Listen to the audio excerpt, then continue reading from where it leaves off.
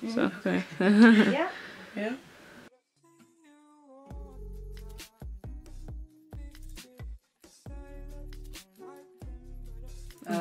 Ja, det är Anna och Sofía Skoradal. Jag är 16 år. Jag vet inte vad säger man mer. Jag kan inte student, jag vet inte. Jag var att jag tonlägg. Och mer damer av kläder. Ja. Det var sin lögn. Ja, du var i Danmark ett skole ett år. Vad lärde du till? Så snär. Alltså klappnamässiga eller tonlägg eller socialmässiga. Alltså, det var sen så att i förrjun så är det ett lite samfälle av vi. Och det var bara som först lite särskilt alla tvinnar. Det är inte samma släge eller tog. Och så ser man allt detta nudja. Så bästa vinkeln kommer på nu. Hon är en sån rockare till oss som liksom skiftar highlight per vecka och har 8 pitchingar och så är det mega weird. Och alltså, man ser bara sånt nytt och kan bruka ting och det är fantastiskt. Så liksom man fick bara sin mer plås till att bara så själva. Och röna mycket ting. Och det gör det. Vill du sagt hur några gränser innanför klappnastulen chatta här eller?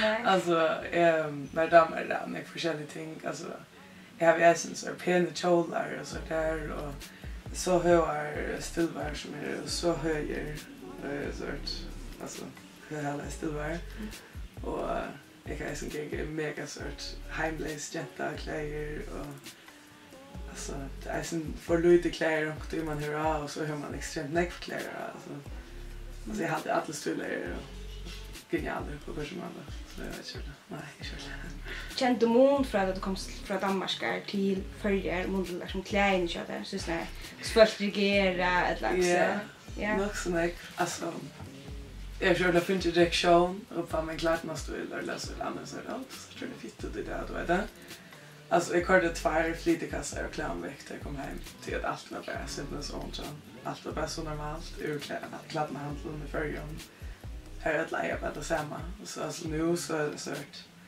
alltså första dagen jag kom i fishnet i skolan så fick jag så några kommentarer oh my god lovar mamma att inte jag kan kasta så här så alltså ja det är nog så stor mån vill det sagt så hur så vill du lysa mån mellan samhället i Danmark och förrjun så det är nog mer chill i Danmark det är så ralja lugga mycket för du är gott människa och att du doer att vara okej en person vi andra folk och att du respekterar folk och att du bara tömmer vid själva så är det också lugga mycket så vart du tomte är omkring i kvar fall så att det hade lite om så är det bara alltså det är mer frukt i Danmark men här är det ralja det är så lite här att till det här kött att liksom or så rukter för runt och så där fast skickar det kött och pata till att man ska hålla på att det vinner man lever så. Och när en product show alltså rykter så där. Ja, det var inte kaos i vinden är ni för ett skola. Det är inte en grund till att du får att bara lycka få luft och det gott. Är gott väl att lycka sucha mig själva. Så ja. Brukte jag alltid att känna till det. Du nämnde östne som vi tonlägger här som du lärde nyrifrån. Och den är att du alltid gjort eller utvecklat sig fiskon. Alltså jag har alltid sånt alltid. Men det är bara jag som bara synker styr leveringar. Jag spaltar synte klaver och synte gitarr men alltså så köpte jag en ukulele arrangementförena och alltså så lärde jag mig att jag själv och tog det till rättliga okej väl. Och alltså jag följde bara att jag fick ett helt nytt ljus ett skolan att det kom till mig rätt. Jag ångat det var främst i spotlighten om det mot det som jag kände att det kom till sangrötter så där. Jag bara så ja, då är det inte. Då är det alltså det nästa som faktiskt släcker vid att det är inte så. Och så effekt sån ekvar. Alltså jag blev crushed ut eller skumpa ut i simpelthen sån ekvar. Alltså jag blev korsad i ett band på ena väg. Alltså det tog bara 3 olika folk och så att det tidigt det bästa att de skulle bara synja kör och så ja. Och så kortade bara härifrån och så blev det bara bättre och bättre. Så det utvecklas sig, ja, men det är blir något som alltid betyder den här filmen.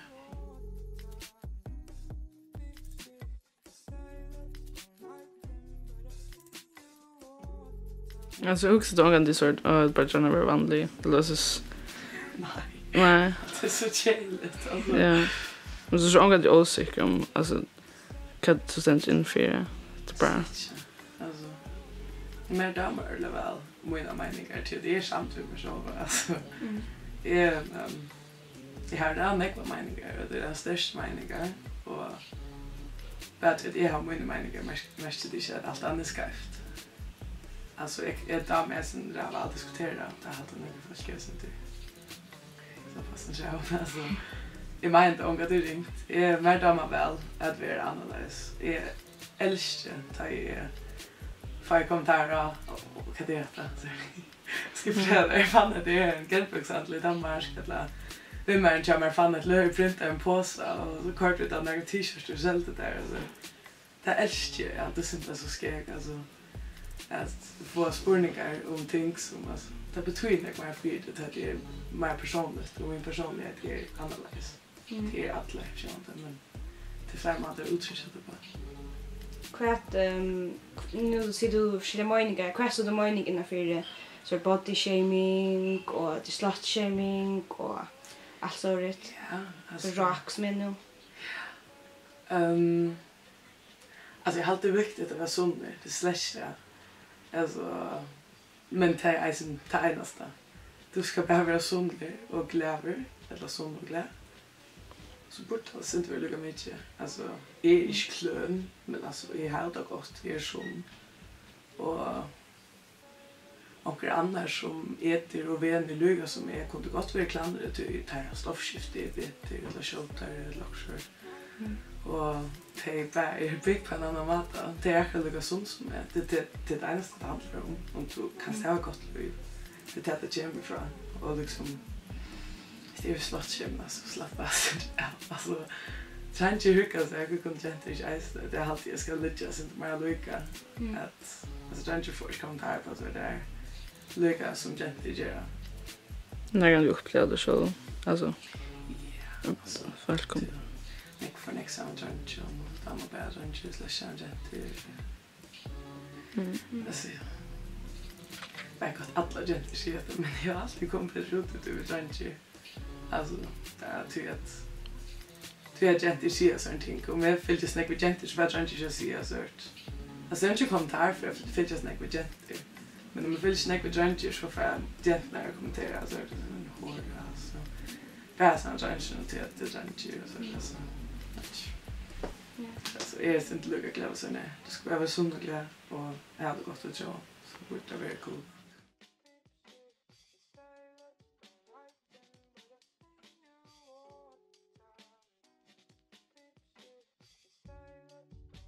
Helt att för jag snackar över sen Danmark.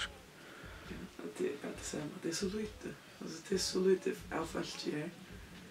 Det är inte ordentligt plats till något annorlunda till att det är inte så alltså du ska inte vara annorlunda det är bara löje och det är sådana folk som måste köra hotell vara annorlunda som bara gänga i sörstingsklaven eller vägkvinklaven eller Adidas eller whatever. Alltså det är bara inte det är inte en variation det är så lite jag följt alltid och det har sagt jag inte alltså jag har ännu inte ordentligt mött alltså en hardcore rockare här i förrjun. Vi har jampersingar och gult och rätt hår eller lilla och rätt eller blått och grönt hår som ända vinkan han kommer över eller en totalt kallar man det plastikperskare det är inte kicks att säga men alltså sådana typer alltså jag saknar det så mycket det är så jag saknar det här faktiskt också irriterande men alltså olika typerna för att jag är bara kör det här det är bara inte samma men jag hade haft imsar personligheter men alltså saknar bara sen det var show allt jag. Tror det är så lite så. Är det sen då nu ser du i bevar Christiane, tror jag. Christiane mest till näka. Nek för det eller sända nek in för det. Ordentligt. Alltså jag har alltid det en av de bästa stöden. En näka det är alltså det handlar inte om hasch och allt det där. Det handlar om att folk bara sitter här och lallande ska och bara chilla och det är inte Freetown. Alltså det är frihetsbojren. Allt akkurat som det vilja, folk kan inte börja med bibbon. Det gjorde jag i snitt upp, ska jag gå och jag börja med bibbon. För det var och det gänga var runt och äta falaflar och köpa Bob Marley-kläder och smycker och lust efter genial och tonage, sitta i café, alltså. Och det är bara frukt, det är det handlar om, alltså det är bara frukt, du kan bara hugga där, alltså.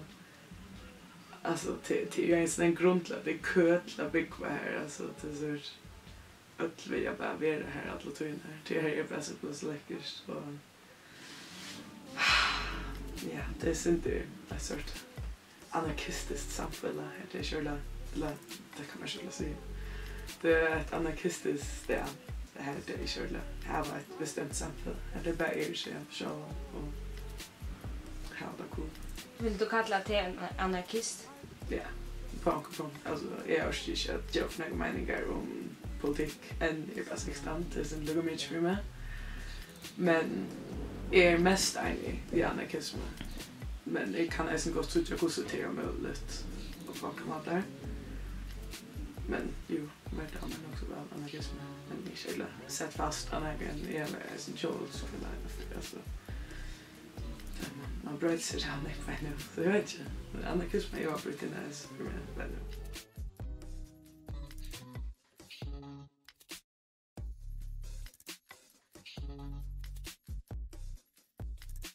Alltså kvar följt att politik är så negativt 2016.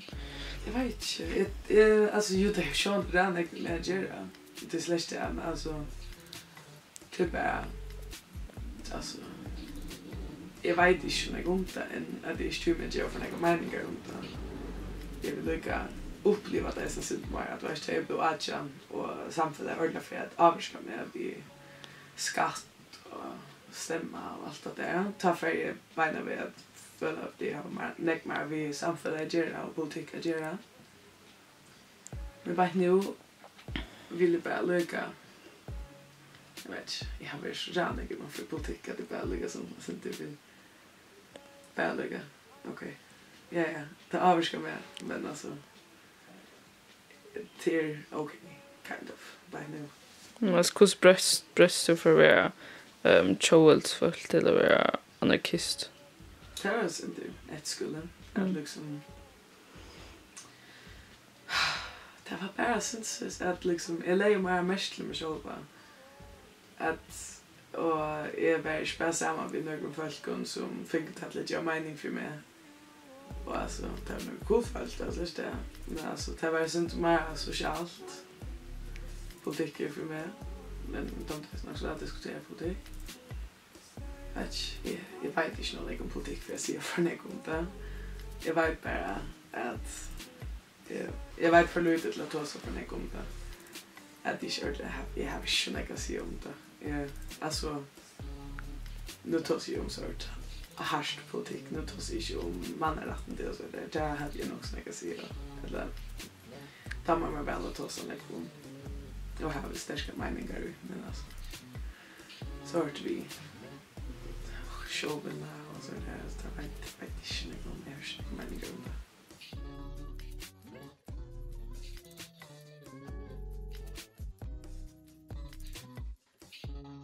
Hur du tog skiftsende evne? Hur du tog kamera samsvara vid testperson? Det ser här i rädda forskjellige style alla sen och skiftar det sen till mitten dömes hoppeten och Fifty Shades of Grey så där. Jag faktiskt inte alltså. Jag vill inte bara sånt här ett chill room. Jag vill bara alltså slash liv. Jag vill bara proppa det vid ting. och liksom ha täpper från loften och bara liksom bara ha plats till mig i den. Alltså det är bara liksom fylla det av intresser som är. Alltså jag älskar foiler så jag har en foilerputte, en enorm foilband och två lilla foiler här på den här. Jag har varit buddhist och älskar kind of en idé med buddhism. Alltså det ideologin vid buddhism alltid är nice, men alltså jag vill inte vilja kalla det som en religion för mig. Det är mer bara idén vet du. Jag bara liksom du ska älska det showen. Som är galan så jag har inte varit på det här på henne. Jag vet inte. Så har vi en sån öl vid Blomberry från Ålös som fann av en om en vecka när jag stoppade. Det är så skäckting att det är runt omkring. Och plattor, smycken, plattor, kläder, jag vet inte. Hur ska det bara plötsligt ta in i nu? Alltså kan jag betyda något för det? Alltså, jag vill bara gärna... Jag vet inte, men damer väl att hucka mig och... Men damer väl alltså. Jag är sen på stilen. Jag följer sig inte in i luckan. Så följer man det inte med. Man lägger sig med mest till sig själv. Det är så trångt så ser man det. Kvar man är ugetleness ner och följer att det klarar alla huxa. Det är snäckt en grund om det kanske.